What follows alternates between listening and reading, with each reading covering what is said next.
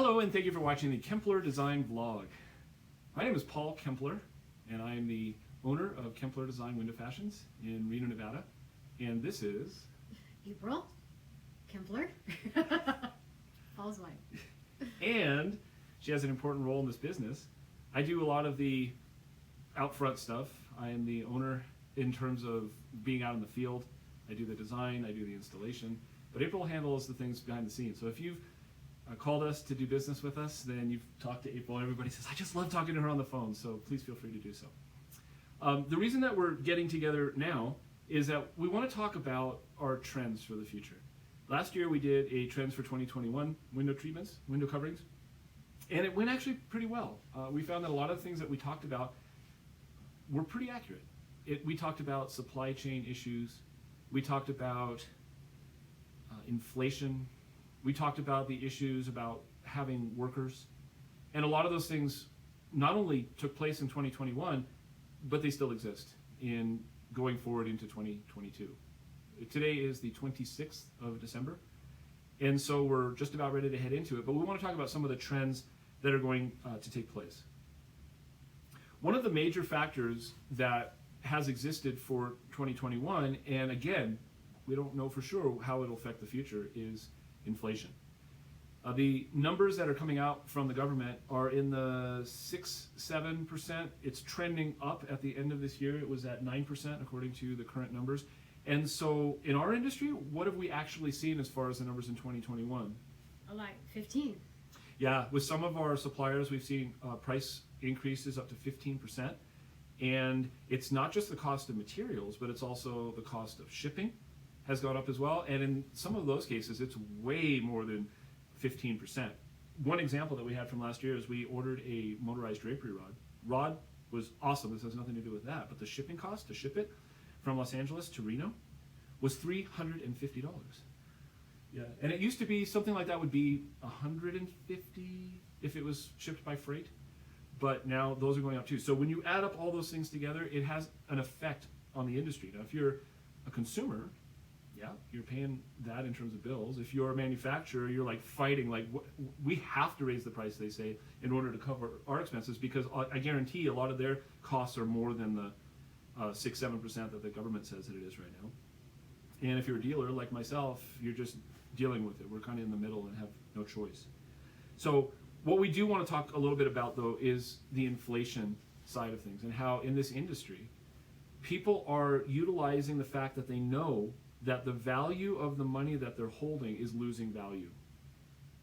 Over a period of time, let's say you had $100 in your pocket, within 5 years, if we had the interest rates current to what they are, it's going to be worth like $60, but the cost of everything is actually going to be, I didn't actually figure this, but probably around $150 for the same thing. So you can see that huge gap. So people are throwing money at things. So we did the same thing this year. We worked on some projects around the house because we figured better to spend it now and get what we want than to not be able to afford it later, or to have the value of what we're holding go down. So I think that's going across the board. Most industries are doing that. And please, if there's something that is not making sense, that's one of the reasons that April is here. Sadly, it makes sense, but we can move on. Okay, very good. All right, so the one thing that we want to talk about here briefly is, as far as trends go, the window coverings industry, for the premium product especially, I find is incredibly attached to the consumer confidence index is, and I'm not sure I get the number or the name perfectly accurate, but the point is that people are needing to feel comfortable that the economy is doing positively in order to spend their money. So it is, our company is completely tied to that. When people are saying, ooh, I'm not really sure about things, then things slow down. And when they're super confident, then things speed up.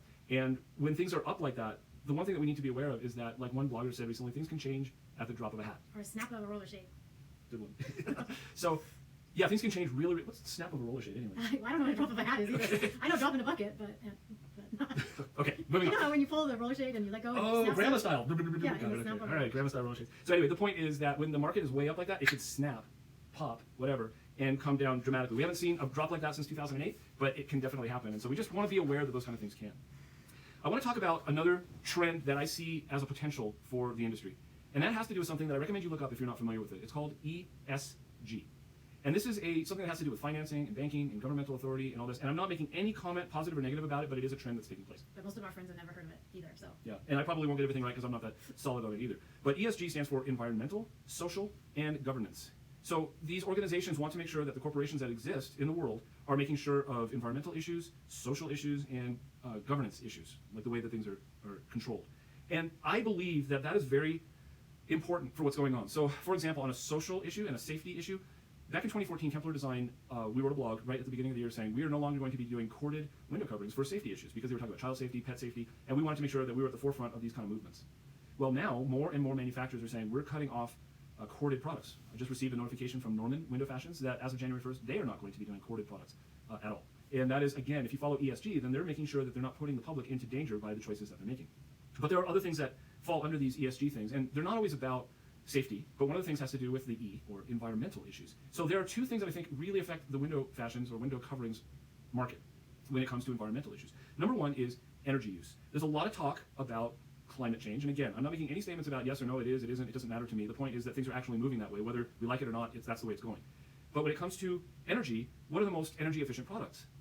Things like honeycomb shades, things like Architella. yeah, that is the Architella is the Hunter Douglas duet, and the Architella means that it has a pleat inside of a pleat. So based on the old R values that they used to give, it had an R value that was twice what the standard honeycomb shades were with one pleat. They have three, I said pleat, but one pocket. The Architella has a front, middle, and back pocket, and it creates an amazing amount of energy. And I think based on the environmental concerns, like with ESG, that is going to be a big movement. Because we've seen a giant trend in roller shades, ones that snap.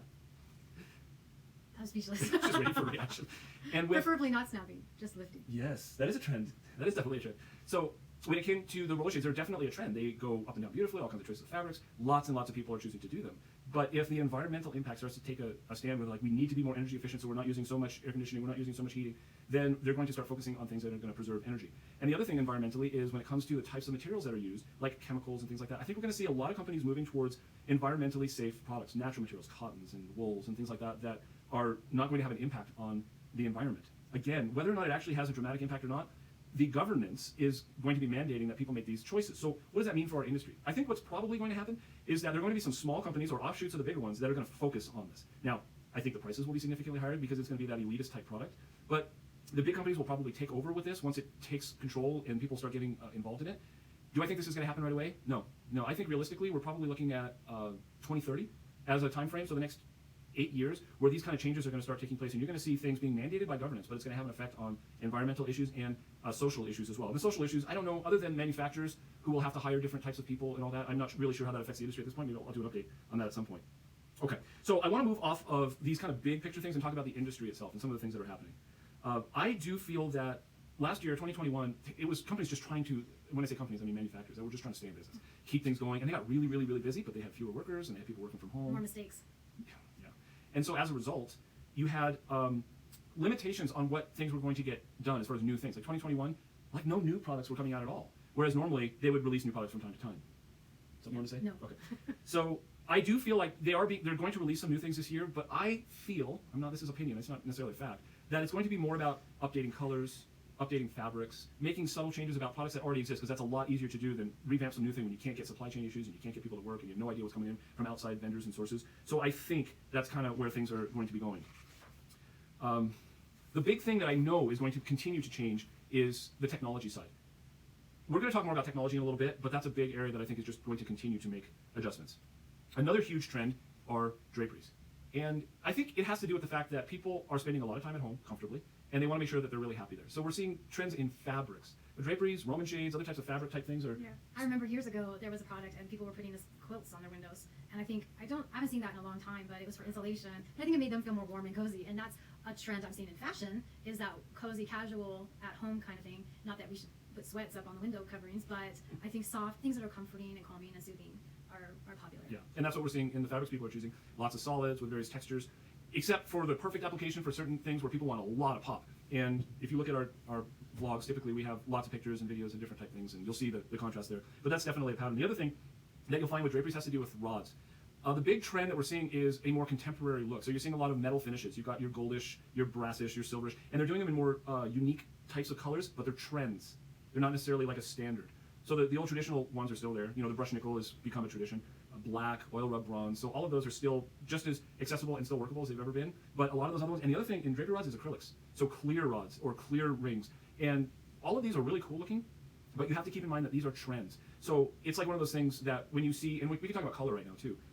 Grays, for example, have been really, really popular for a long time. I'm sensing now that things are moving a little bit more towards the beige tones, even if they have gray mixed in. But if you are choosing a fancy metallic color for a drapery rod or grays for your choices of materials, please choose it based on the fact that you love that color, not because of the trend. Because if you look back over the past, well, again, we've been in business for pushing 30 years now, and so we've seen all kinds of trends taking place over the years. And if you see certain things, you're like, ooh, yeah, that was from the 90s, like vertical blinds. We haven't done vertical blinds as an overall trend in years and years and years. But if you see them, you're like, yeah, that house is from the 90s. How do you know? Because they have vertical blinds. So you can see the same thing with the colors, like grays, or think about the avocado green refrigerator that your grandma had. So it's kind of the same concept for all of that. The other thing I said we were going to talk about is motorization. And with motorization, we are definitely seeing a huge trend, and it's going to continue to blossom in 2022. This is an illustration that I use when I talk to people about it. I'm like, are you interested in motorization? They're like, not really. I don't really want motorization. And I'll make a joke, and I'll walk over with them, and please feel free to steal this yourself if you like. I'll say, oh, by the way, do you have a television? And they'll say, yeah, of course we do. I'm like, well, let's go over. So we walk over to the TV, and I said, can you please turn it on? And they're like, what? I'm like, yeah, walk over to it and press the button on the TV. And they're like looking at me puzzled. I'm like, that's exactly the reasoning about not using a remote control. It's like back in the 80s, it's like, oh yeah, we're gonna get a TV with a remote control, and it was kind of exciting. And some people are like, I don't need that. Well, now we just use our voice for everything. Did you read this ahead of me? I might know some of the trends. So the idea is that motorization is a huge trend. And looking at some of the statistics, I've seen that the average dealer does about 35% motorization for the window treatments that they do. Now we tend to be on the leading edge of the trend, and so we were at 86%, I think, for example, with Hunter Douglas this year, where 86% of our jobs were motorized. And so that's a pretty big number, but it also just shows you where the trends are going. And it's a fun trend. I think motorization is fun. And it simplifies things, and it's fun. Is it fun? It's fun. Okay, so is there an exception to that with motorization? I think so. And it's one of the things that I expect to change within maybe the next 3 to 5 years, and it has to do with shutters. Because when you're doing shutters, you can motorize them, but shutters tend to have multiple panels, and so you have to get motors for separate sections. And so it can cause the price to escalate a lot, and the costs are pretty typical. So like, for example, imagine you had a really giant window and you did one motor for it with a shade. That's one expense. But a really giant window with shutters, you might have 8 panels. So if you had that many separate panels, now you're talking about motorization times 8. So I believe the industry is working on it, and they're going to come up with solutions for it, but it hasn't yet. When it does, I think that'll take off, and that will go heavy on the motorization as well. So that's basically where I see trends going as far as 2022 and beyond. And one of the things is that April and I are planning on doing a little bit more interactive podcasts. We'd love to hear feedback. If you have questions, please type them in so that we can make it a point of addressing them to have your questions answered. So we want to thank you very much for watching this year-end blog. I look forward to the future. But please keep this in mind. We would really like to connect with you. And what do I mean by that? Well, if you are a manufacturer, we'd love to get acquainted with you. If you've got new products, you're excited about getting them out there, we would love to know more about it and see if our companies are a good fit together. If you are a dealer, we'd like to get to know you too. There are a lot of things that we can learn from one another, and we don't see the need to be conflicting. We'd rather see each other as partners for certain things that we can do together. And if you're a potential client, then we're really thankful that you're able to give us this much time. We're at like 21 minutes, so that was a lot of your time. We appreciate it. But hopefully it gave you an idea as to whether or not we'd be a good fit for you. So if you have a project that you're working on and you want to work with someone that you trust who's going to look out for your best interest, then we hope that you'll reach out to us. Our website is kemplerdesign.com, and you can also reach us via the phone if you look up our website. And we are very, very thankful again for you watching the Kempler Design Vlog. I think last year we said, be excellent to each other. And party on, dude.